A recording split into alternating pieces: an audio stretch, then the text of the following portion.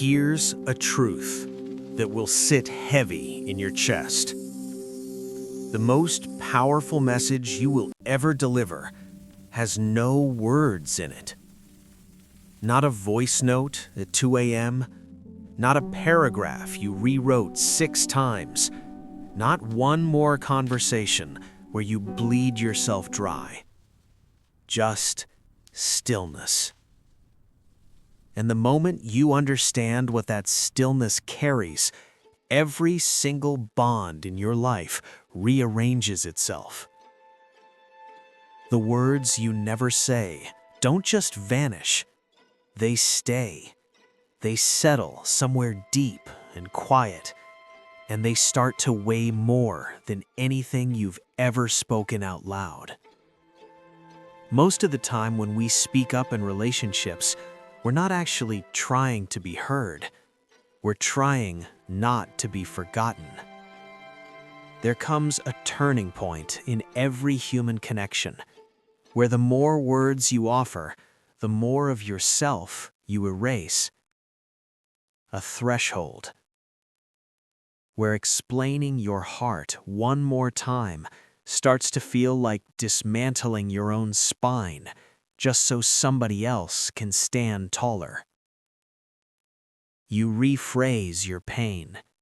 You forgive what was never apologized for.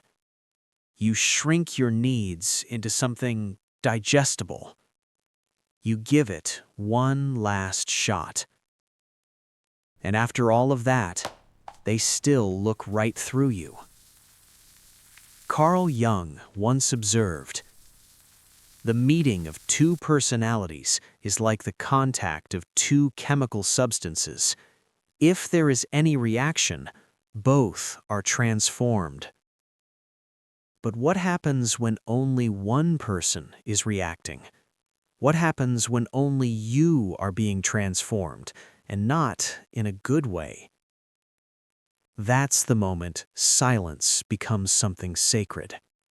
It stops being avoidance. It becomes preservation. Because deliberate silence isn't hollow.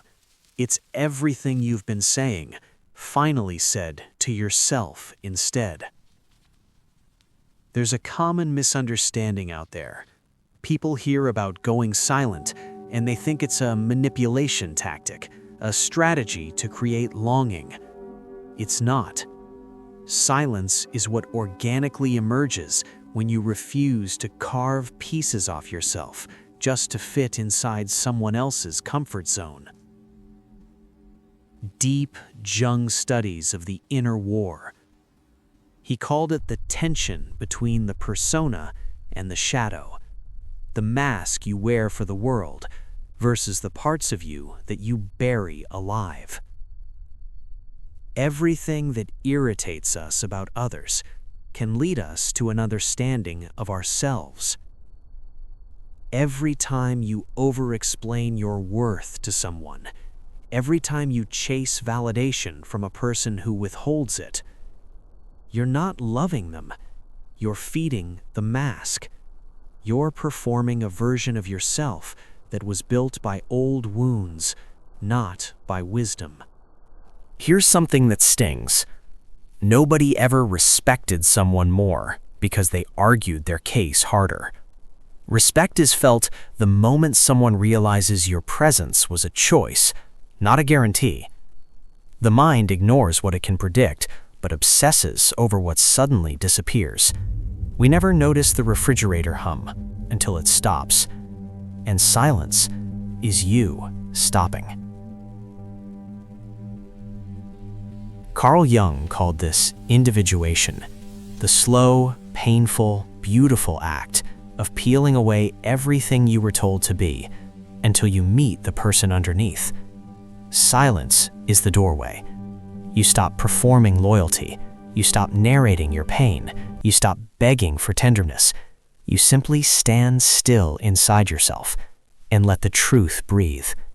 And that stillness rewrites every dynamic you ever accepted.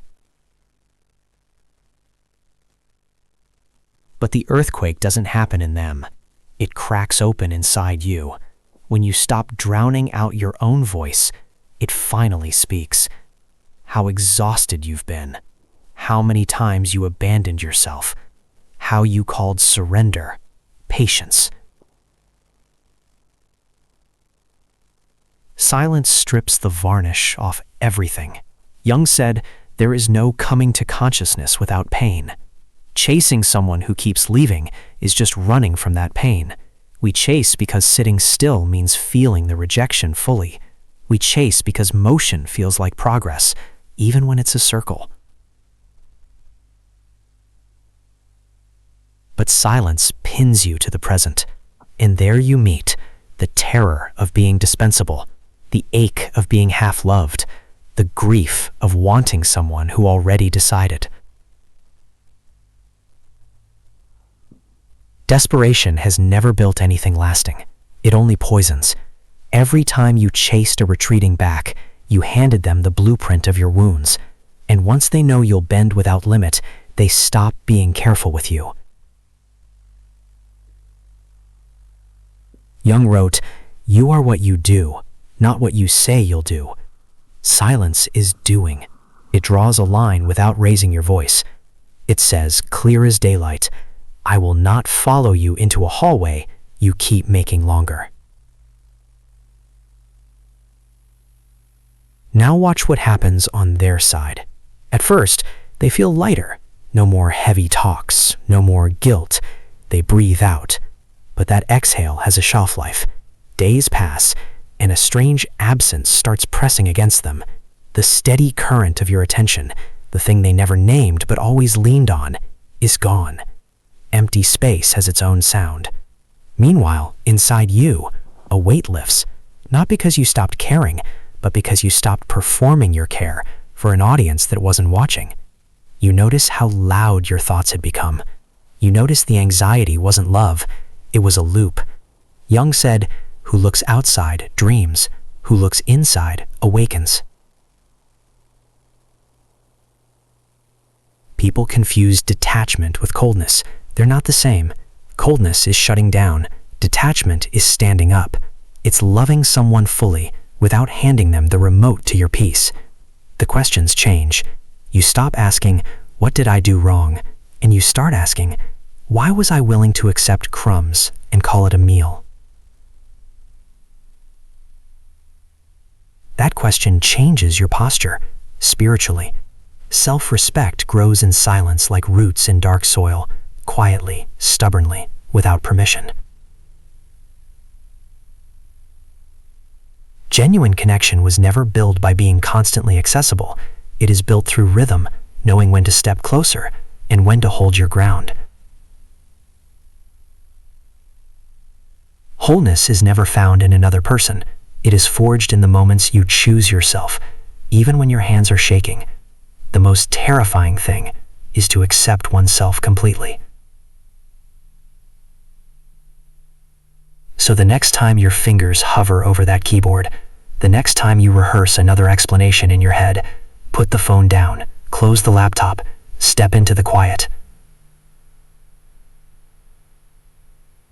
Not to punish them, not to play a game, but because you have finally realized the person who most needed to hear you was you. And in that silence, you will hear yourself clearly, maybe for the very first time. You are heard, you are seen, you are enough. And you always were.